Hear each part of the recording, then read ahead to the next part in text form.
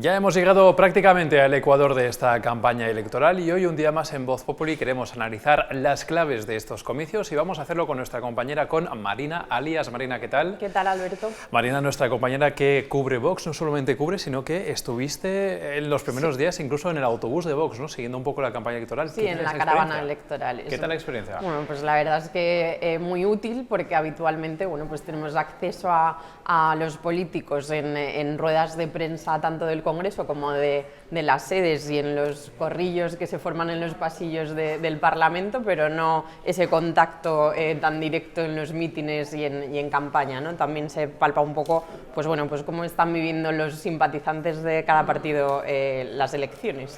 Y tener esa experiencia de primera mano también se siente luego también mucho en tus crónicas, que por supuesto tenemos, Marina, y entre ellas hemos visto esas críticas que se ha hecho por parte de Vox por quedarse un poquito fuera, digamos, de ese juego mediático, quedarse fuera, por ejemplo, del debate cara a cara entre Sánchez y Feijóo. No habrá ningún debate en el que Abascal pueda confrontarse a uno de estos otros dos candidatos, y también se ha quedado fuera, por ejemplo, de grandes entrevistas como la de El Hormiguero. ¿Qué dicen de Vox con respecto a esta especie de vacío que les han hecho? Bueno, pues no están de acuerdo, lo entienden como una especie de discriminación en plena campaña electoral. Es verdad que A3 Media, El Hormiguero, pues es una cadena privada, no es televisión española.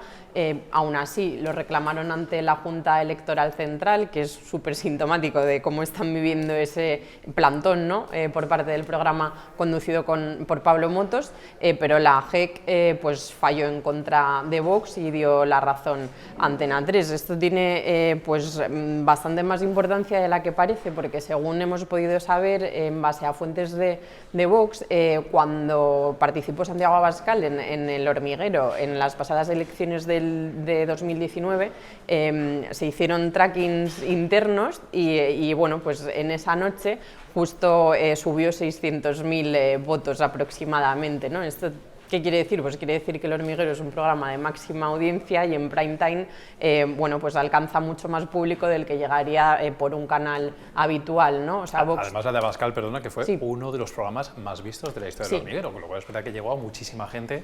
Claro. Que de otra manera no llegaría.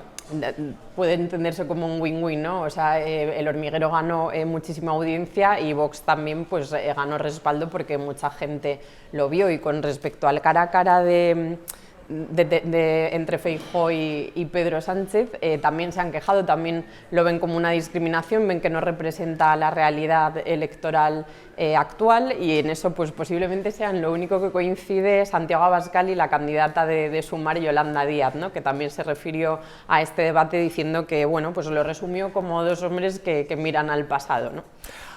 Lo del Hormiguero, al fin y al cabo, es verdad que, como decías, es una cadena privada, pero oye, que no haya habido un debate a cuatro con Santiago Abascal y Yolanda Díaz, es verdad que es difícil de entender. Hablando de Yolanda Díaz y de Sumar, por aquí va la siguiente pregunta a Marina, porque es verdad que a ver cómo están esas expectativas electorales en Vox, donde claramente hasta ahora ha sido la tercera fuerza política, pero es verdad que si vemos las encuestas, vemos un retroceso de la formación de Santiago Abascal en las últimas semanas y vemos incluso cómo algunos quieren ver cómo se puede disputar la tercera plaza ahí con Yolanda Díaz. ¿Qué hay de esto? Bueno, pues como sabrás, ellos siempre se declaran poco amigos de las encuestas, ¿no? Y de la demoscopia, y de hecho están defendiendo que la encuesta que les vale a ellos es la de la calle. En los mítines que están teniendo a lo largo por toda España, en distintas provincias, han hecho llenazos en varias plazas emblemáticas.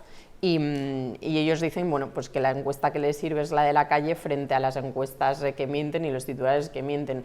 Es cierto que al principio, o sea, desde que se convocaron elecciones, Yolanda Díaz, de la plataforma Sumar, pues no tenía el fuelle que se esperaba, y a medida que ha ido avanzando la campaña, las encuestas le dan más escaños. En el caso de Vox ha ocurrido un poco al contrario, o sea, cada vez se le van quitando más escaños, al menos así es lo que aparece en el grueso de los sondeos, y luego el CIS, ¿no? Que el último CIS, el último barómetro, le da a Yolanda Díaz y a Sumar la posición de tercera fuerza y a Vox cuarta, ¿no? Ellos, yo creo que esa posición todavía no se la creen, y menos viniendo del CIS, que como dicen en cada mitin, bueno, pues la persona que preside el CIS actualmente, Félix Tezanos, no debería ser sustituido solo como pide Feijóo, sino que debería ser sentado en el banquillo, con lo cual ellos credibilidad al CIS no se la dan.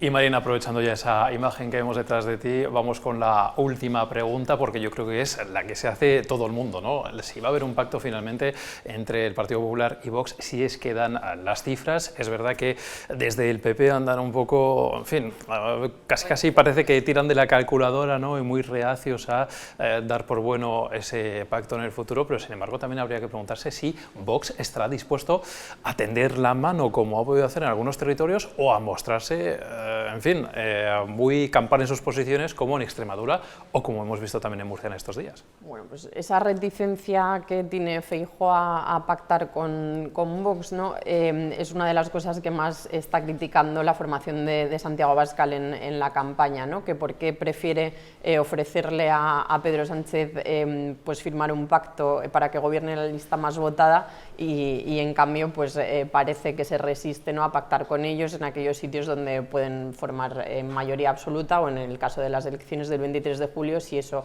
sucediese.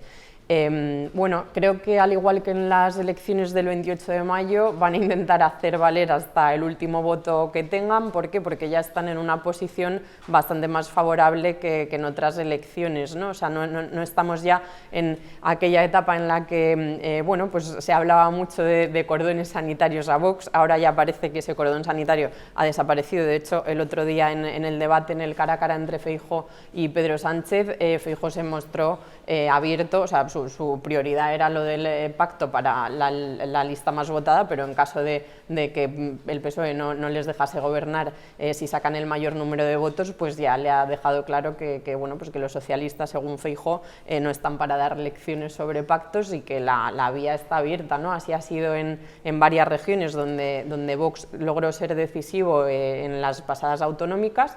De hecho, creo que son 6 comunidades, ¿no? Faltan 2 por firmar el pacto, Murcia y Aragón, pero en el resto pues ya ha ido sucediendo así, y de hecho, si nos acordamos, cuando pasó lo de Castilla-León, Mañueco era como un poco el patito feo, ¿no? El que iba en contra de Génova, se enfrentó a ellos para pactar con Vox, y ha ocurrido lo contrario en Extremadura con María Guardiola. María Guardiola no quería pactar con Vox, y al final Génova ha sido básicamente la que le ha empujado a ello. Después del 23 de julio, dependiendo de los escaños que tengan, pues podrán pedir más o menos, exigir más o menos, pero su meta es ser decisivos, al igual que en las elecciones autonómicas. Pues Marina Lías, ya lo iremos viendo, y también iremos viendo en los próximos días qué es lo que dicen las encuestas, concretamente la nuestra. Ahí te esperamos. Así que, Marina, muchísimas gracias por la información. Gracias a ti. Y ya lo saben, si quieren leer toda la información que publica nuestra compañera, también sobre las medidas que propone Vox y toda esa última hora de la campaña, pueden seguir atentos a lo que publicamos tanto a través de nuestras redes sociales como también en vozpopuli.com.